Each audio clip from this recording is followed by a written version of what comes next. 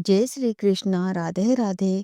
आज की इस वीडियो में हम आपको सुनाने जा रहे हैं सकट चौथ व्रत की अत्यंत फलदायी पौराणिक कथा, जिसे सुनने मात्र से भगवान गणेश की विशेष कृपा प्राप्त होती है।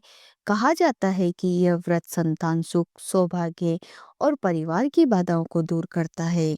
तो आइए बिना देर किए शुरू करते हैं आज की कथा। सकट चौथ व्रत कथा।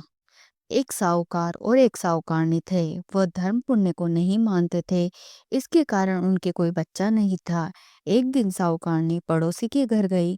उस दिन सकट चौथ था। वहां पड़ोसन सकट चौथ की पूजा करके कहानी सुना रही थी।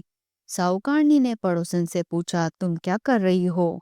तब पड़ोसन बोली कि आज चौथ का व्रत है, इसलिए कहानी सुना रही हूँ। तब साहूकारनी बोली, चौथ के व्रत करने से क्या होता है? तब पड़ोसन बोली, इसे करने से अन्न, धन, सुहाग, पुत्र सब मिलता है। तब साहूकारनी ने कहा कि यदि मेरा गर्भ रह जाए तो मैं 1.25 सेर तिलकुट करूंगी और चौथ का व्रत करूंगी। श्री गणेश भगवान की कृपा से साहूकारनी के गर्भ रह गया, तो वो बोली कि मेरे लड़का हो जाए तो 2.5 सेर तिलकुट करूंगी। कुछ दिन बाद उसके लड़का हो गया, तो वो बोली कि हे चौथ माता, मेरे बेटे का विवाह हो जाएगा तो 5.25 सेर का तिलकुट करूंगी। कुछ वर्षों बाद उसके बेटे का विवाह तय हो गया और उसका बेटा विवाह करने चला गया, लेकिन उस साहूकारनी ने तिलकुट नहीं किया। इस कारण से चौथ माता क्रोधित हो गई और उन्होंने फेरों से उसके बेटे को उठाकर पीपल के पेड़ पर बिठा दिया। सभी वर को खोजने लगे पर वो नहीं मिला। हताश होकर सारे लोग अपने अपने घर लौट गए। इधर जिस लड़की से साहूकारनी के लड़के का विवाह होने वाला था, वो अपनी सहेलियों के साथ गणगौर पूजने के लिए जंगल में दूब लेने गई। तभी रास्ते में पीपल के पेड़ से आवाज आई, ओ मेरी अदबियाई। ये बात सुनकर जब लड़की घर आई तो उसके बाद वो धीरे धीरे सूख कर कांटा होने लगी। एक दिन लड़की की माँ ने कहा कि मैं तुम्हें अच्छा खिलाती हूँ, अच्छा पहनाती हूँ, फिर भी तो सूखती जा रही है, ऐसा क्यों है? तब लड़की अपनी माँ से बोली कि वह जब भी दूब लेने जंगल जाती है तो पीपल के पेड़ से एक आदमी बोलता है कि ओ मेरी अदबियाई। उसने मेहंदी लगा रखी और सेहरा भी बांध रखा है। तब उसकी माँ ने पीपल के पेड़ के पास जाकर देखा कि यह तो उसका ही जवाई है।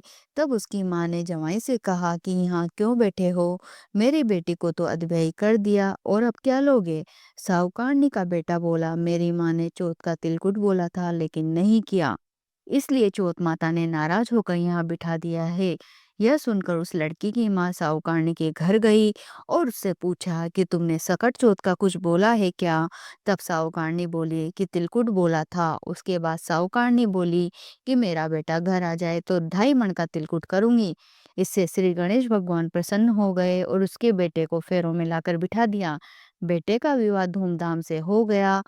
जब साहूकारनी के बेटा और बहू घर आ गए तब साहूकारनी ने 2.5 मन का तिलकुट किया और बोली, हे चौथ माता, हे गणेश जी महाराज, आपके आशीर्वाद से मेरे बेटे बहू घर आ गए हैं, जिससे मैं हमेशा तिलकुट करके व्रत करूंगी।